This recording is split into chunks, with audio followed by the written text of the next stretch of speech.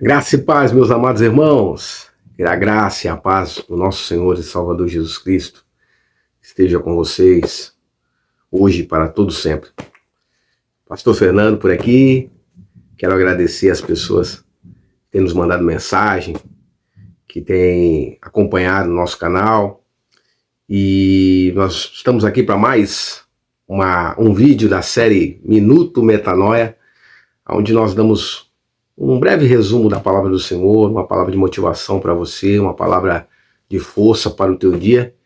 E desde já eu quero te pedir que você continue fortalecendo aí nosso canal, continue compartilhando os nossos vídeos, que você se inscreva no nosso canal, que você adicione aí as notificações para quando tiver alguma novidade aqui. Muitas novidades estão por vir, tá, irmãos? Muitas novidades. Nós estamos aí com várias ideias e Deus tem nos direcionado aí para algumas coisas, e que você continue nos acompanhando aí, continue fortalecendo, porque nós estamos encontrando dificuldades aí até para postar os vídeos. Tá? Tivemos nosso Facebook lá bloqueado por causa dos nossos vídeos aqui, mas é sinais, né, dos fins dos tempos.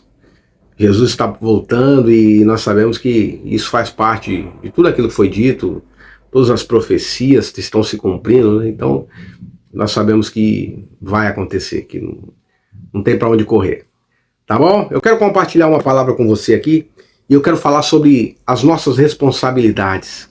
Qual é a sua responsabilidade? Qual é a minha responsabilidade como cristão, como discípulo de Jesus nesse mundo? Eu gostaria de compartilhar com vocês um texto que se encontra no Evangelho de Mateus, capítulo de número 12, versículo 35 ao 37, que diz assim: o homem bom tira boas coisas do tesouro do seu coração, e o homem mau do mau tesouro tira coisas más. Mas eu vos digo que de toda palavra ociosa que os homens disserem hão de dar conta no dia do juízo, porque por suas palavras serás justificado, e por suas palavras serás condenado. Queridos, veja só, esse texto ele fala da responsabilidade que nós temos como cristão. E fala da responsabilidade que nós temos com as nossas palavras, com as nossas atitudes, com os nossos atos. E esse texto ele é bem claro acerca do juízo de Deus. Chegará um momento que nós nos apresentaremos diante do tribunal de Deus. E teremos que prestar conta de cada palavra, de cada ato, de cada atitude errada que nós cometemos. Prestaremos conta de coisas boas, prestaremos contas de coisas ruins. É como nós falamos da lei da semeadura. Tudo que o homem plantar, ele vai colher. Tanto coisas boas como coisas ruins. Chegará um momento de prestação de conta. Ninguém ficará impune.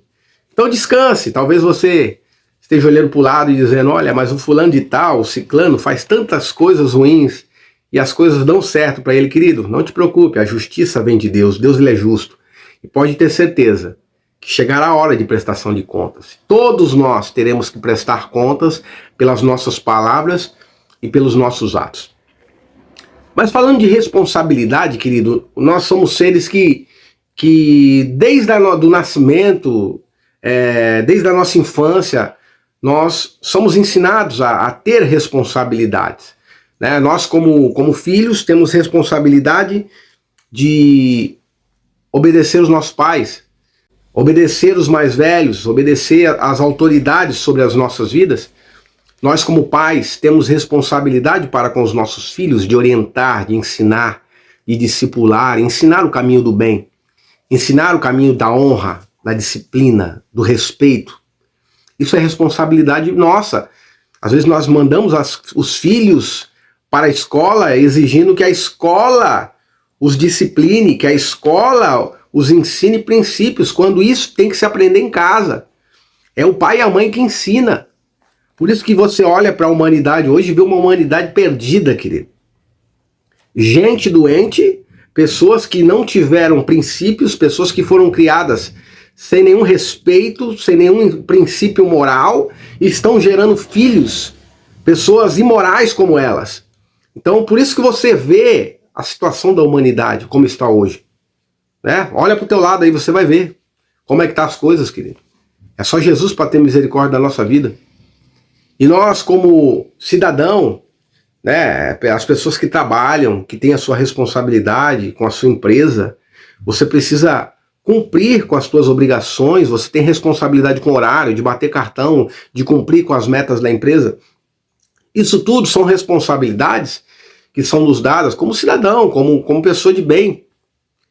Agora, e quando nós falamos das coisas de Deus, das coisas celestiais, da obra de Deus, muitas pessoas não querem ter a mesma responsabilidade que tem com os outros afazeres, querido. E a responsabilidade, ela faz parte da vida do ser humano desde a criação. Você vai ver lá no Jardim do Éden, Deus dando responsabilidade para Adão e Eva, para cuidar do jardim. E Deus fala, ó, vocês não podem tocar naquela árvore, vocês vão aqui lavrar, cuidar da terra, tal, cuidar dos animais. Isso é responsabilidade. Consequências. Atitudes erradas geram consequências. Atitudes certas geram consequências. Foi o que aconteceu lá no Jardim do Éden. Quando o homem se embrenhou no pecado, desobedecendo a Deus, comendo do fruto proibido. Mas eu não quero, já fiz um vídeo sobre isso aí. Assista se você não assistiu o vídeo. E, queridos, muitos cristãos hoje estão brincando, estão achando que não tem que ter responsabilidade nenhuma do reino. Que é simplesmente você ir lá pro templo, cantar umas musiquinhas para Jesus, ouvir uma palavra e ir embora e acabou. A tua responsabilidade é só aquela de estar lá. E não é, meu irmão. Você tem responsabilidades diante do Senhor. Você precisa entender isso. E você sabe, eu gostaria de compartilhar algumas dessas responsabilidades. Sabe qual é a primeira responsabilidade que eu e você nós temos como cristãos, como discípulos de Jesus? A primeira responsabilidade é com a igreja. Pastor, mas com a igreja? Sim. Ela só falou que não é só ir lá, ir pro culto. Não, eu não estou falando dessa igreja, querido. As pessoas confundem igreja com templo, com lugar de adoração. Mas o lugar de adoração, ele pode ser onde houver 2 ou 3 reunidos em nome do Senhor Jesus. Eu não estou dizendo que você não tem que ir para o templo. A importância de você ir para o templo, eu vou entrar nisso aqui agora. Eu durante muito tempo preguei que não era necessário você ir para o templo. Hoje eu discordo disso. Eu errei feio, querido. Sabe por quê? Quando você vai para o templo, você tem uma responsabilidade. E fazer a obra de Deus é ter responsabilidade. Porque quando você vai para o templo, você tem a responsabilidade e o compromisso de estar ali naquele horário junto com os teus irmãos. Sabe qual é a nossa responsabilidade com a igreja? É com a comunidade. Igreja, eclésia, chamados para fora. Ou arrancados para fora, o termo eclésia, igreja. Então, nós fomos chamados para viver em comunidade. Só existe, nós somos membros do corpo de Cristo. E um corpo, Jesus é o cabeça da igreja. E o corpo ele é formado por vários membros, e nós somos membros desse corpo. E o corpo ele só está em perfeito funcionamento se eu faço parte desse corpo. Só que chega um momento da nossa vida que você se acha tão bom, você se acha tão intelectual, que você já não consegue mais conviver em comunidade. Você já não consegue mais dar a tua contribuição como dom, porque cada membro tem um dom, querido. A igreja, o corpo de Cristo, é formado por membros que são dotados de dom, que Deus concedeu dons para a edificação do corpo. Então nós somos um organismo vivo que trabalha em prol do corpo, para que o corpo trabalhe saudável. Eu não vou me aprofundar nisso, porque a gente não tem tempo aqui. O objetivo é fazer um vídeo curto, tá? Mas a nossa responsabilidade, querido, é ajudar a igreja, o crescimento da igreja, na comunidade. Apoiar os nossos pastores, os nossos líderes, que estão ali para nos orientar, para nos ajudar, né? E os nossos líderes precisam de nós, querido. Precisam do nosso apoio. Eu cito ali quando Moisés, lá em Êxodo 18, 20, quando Moisés está ali, que Deus havia tirado o povo do Egito, livrado das mãos da escravidão de vários anos de Faraó, né? E Moisés está ali no deserto e o povo começa a trazer um monte de problema para Moisés. E Moisés quase ficando doido, o camarada ali, minha galinha, o vizinho roubou minha galinha. Monta-se a tenda, né? A nação de Israel estava acampada no deserto. E o pessoal começa a trazer um monte de problema para Moisés. Moisés, o filho do meu vizinho tacou pedra na minha tenda. Ô Moisés, o fulano de tal roubou meu pão. E Moisés já estava doido. E quando de repente o sogro de Moisés, Jetro, vem trazer a sua esposa e seus filhos para que Moisés ficasse junto deles, percebe o desespero de Moisés, a dor de cabeça que ele tinha arrumado, e o sogro dele falou: olha, eu estou sendo usado como instrumento de Deus para te orientar. Deus manda te dizer que você levante líderes para te ajudar. Líderes de 1000, líderes de 100, líderes de 50, líderes de 10. Pessoas de caráter, pessoas de bem, pessoas justas. Pessoas que sejam exemplo. Para que quando for essas pequenas coisas, eles possam te ajudar a organizar, a orientar, a liderar. Você precisa dividir isso, Moisés. Você não pode carregar isso sozinho. E Moisés faz o que entende que era Deus usando a boca de Jetro para orientá-lo, e Moisés acaba fazendo, e as coisas mudam. Então, ninguém consegue fazer nada sozinho. É a tua responsabilidade com a igreja é ser instrumento de Deus para que o teu líder não carregue esse peso sozinho, querido. Porque ser pastor nos dias de hoje é muito difícil, querido. É muito problema. As pessoas mais trazem problema do que solução. Hoje, os irmãos vivem em pé de guerra dentro dos ministérios. Então isso é muito complicado e nós precisamos ser solução, não problema para os nossos líderes. Então seja fonte de bênção na vida do teu pastor, irmão. Ajude o teu pastor nessa liderança aí. Tá? Nossa responsabilidade é essa.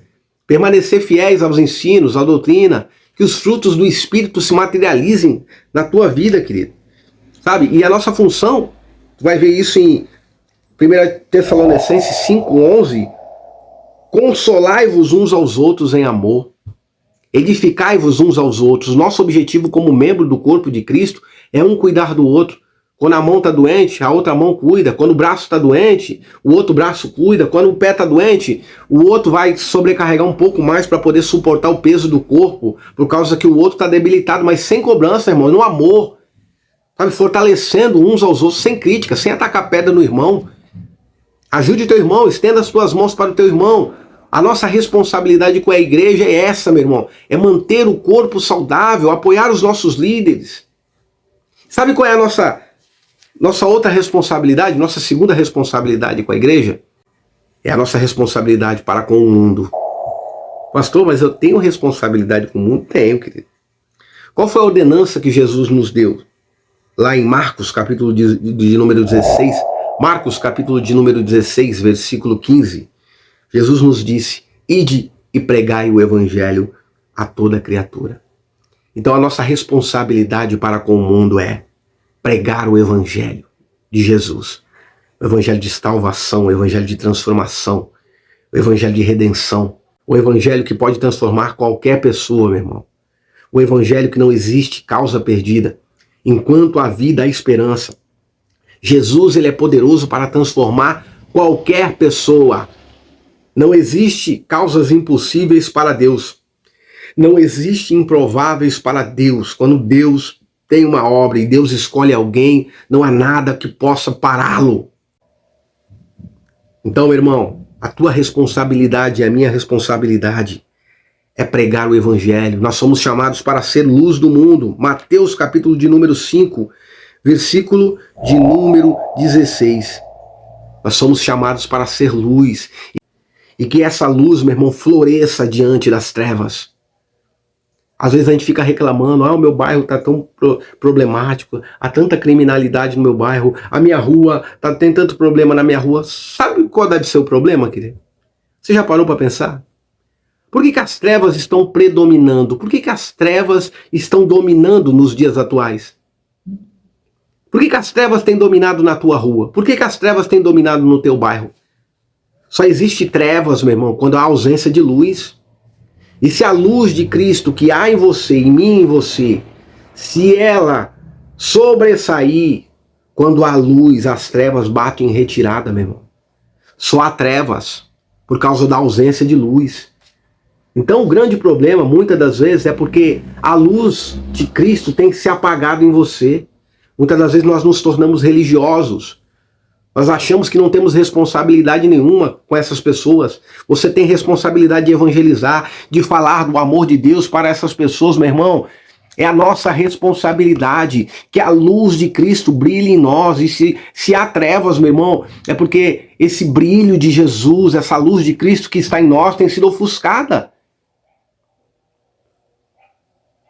Vós sois o sal da terra e a luz do mundo. Se o sal for insípido, com que há de salgar? Sal insípido é perder o sabor. Um sal que não dá gosto, que não dá sabor, não tem serventia para nada, meu irmão. Para nada. O sal dentro do saleiro, ele não salga nada. Ele não dá sabor a nada. Então, Jesus nos chamou para dar sabor à vida das pessoas. Para chegar até aquelas pessoas que perderam o brilho, que perderam a vida. E através da luz de Cristo que existe dentro de você, o Senhor ele poder se materializar. E eu vou entrar nessa questão da santidade. Sabe qual é a nossa terceira responsabilidade, que eu acredito que seja a mais importante, junto com as outras, mas essa é a principal. Quando nós fazemos as outras, nós estamos cumprindo essa. É a nossa responsabilidade em agradar a Deus. Muitas pessoas só falam no diabo, só pensam no diabo, só dizem que foi o diabo. A pessoa ela não pensa se as minhas atitudes, aquilo que eu faço, está agradando a Deus. E como que eu agrado a Deus? A Bíblia fala que sem santidade é impossível agradar a Deus. Santidade, ser separado, ser instrumento, uso exclusivo de Deus. Deus te chamou, querido, para você ser exclusivo dele. Aonde estiver o teu tesouro, lá estará o teu coração. Será que Deus tem estado no centro do teu coração? Hebreus 12:14, a Bíblia diz que sem santidade ninguém verá a Deus. Aí eu pergunto para você, você já viu a Deus? Você já viu a Deus, irmão? Quem já viu a Deus? Sabe como que nós vemos, nós conseguimos enxergar Deus? Olha no teu espelho aí agora. Olha para essa pessoa que aparece aí, nesse espelho. Quando você olha para essa pessoa, quando você vai para a tua comunidade adorar a Deus junto com os teus irmãos, você precisa olhar para esse teu irmão que está do teu lado e enxergar a Cristo nele, enxergar a Deus nele. Sabe por quê? Porque Deus ele se materializa através do outro, do caráter, do exemplo de vida. Será que nós temos enxergado Deus nos nossos irmãos? E o principal, será que você tem enxergado Deus em si mesmo? Será que as tuas atitudes condizem com Deus? Será que as pessoas podem olhar para você e dizer, eu quero ser igual a você, porque você reflete a glória de Deus? Será que as pessoas podem olhar para mim e para você e dizer, eu quero ser como você? Como Paulo falou, sejai meus imitadores, assim como eu sou imitador de Cristo. Eu preciso ser uma referência para essa geração, querido. A minha responsabilidade para com Deus, para agradar a Deus, é ser santo como o nosso Deus é santo. A palavra santo é separado, santificado, consagrado, uso exclusivo de Deus, querido. Por isso que nós precisamos ter cuidado. Por isso que a palavra inicial que eu li em Mateus, capítulo de número 12, versículo 35 ao 37, ela fala que as nossas palavras, nós seremos condenados ou seremos abençoados por ela. Nós seremos julgados pelos nossos atos e pelas nossas palavras. Sabe por quê? Porque as palavras que saem da tua boca, elas revelam o que você tem guardado dentro do teu coração. Se são palavras de bênção, que flui de dentro do teu coração, de dentro da tua alma, é porque teu coração, porque o seu coração está cheio de frutos do Espírito, e o Espírito Santo está gritando aí dentro e dizendo, ei, fale do meu amor, filha. Agora, olhe para a tua vida. E perceba se de fato você tem agradado a Deus? De fato, você tem se tornado alguém agradável aos olhos de Deus? Em 2 Timóteo, para a gente encerrar aqui, Paulo ele fala sobre a responsabilidade de agradar aquele quem nos chamou para a guerra. Paulo diz: sofre, pois, comigo. 2 Timóteo, capítulo de número 2, versículo 3 e 4. Sofre, pois, comigo as aflições como um bom soldado de Cristo, a fim de agradar aquele a quem vos chamou, quem vos alistou para a guerra. Então Paulo, em 2 Timóteo, ele fala do nosso objetivo maior, que é agradar aquele quem nos chamou, quem nos alistou para essa guerra. O Senhor te escolheu, meu irmão. O Senhor te chamou. Não ouça palavras contrárias a isso, e a tua responsabilidade é essa. Você foi chamado para essa guerra, e teu objetivo precisa ser agradar a Deus. Eu pergunto para você, você tem assumido a sua responsabilidade como discípulo de Jesus? A responsabilidade com a igreja, de ser membro, de ser a tua responsabilidade com a igreja, de fazer parte dessa comunidade, de ser um membro responsável por cuidar dos outros membros, para que o corpo seja saudável. A tua responsabilidade, querido, para com o mundo, de pregar o evangelho, de falar do amor de Deus, de ser luz nesse mundo, de ser sal da terra. E a tua responsabilidade de agradar a Deus, de agradar aquele quem vos chamou para essa guerra. Que você guarde essa palavra no teu coração. Que você não faça as coisas de Deus de qualquer maneira. E que Deus abençoe tua vida, querido. Por favor, volta a lembrar, se inscreve no nosso canal, dá uma força, compartilhe os nossos vídeos. Que Deus abençoe tua vida, que Deus abençoe a tua casa, que Deus abençoe a tua família, em nome de Jesus. E quem pensou que eu já tinha desistido, quem achou que eu era apenas um projeto falido, se enganou, pois o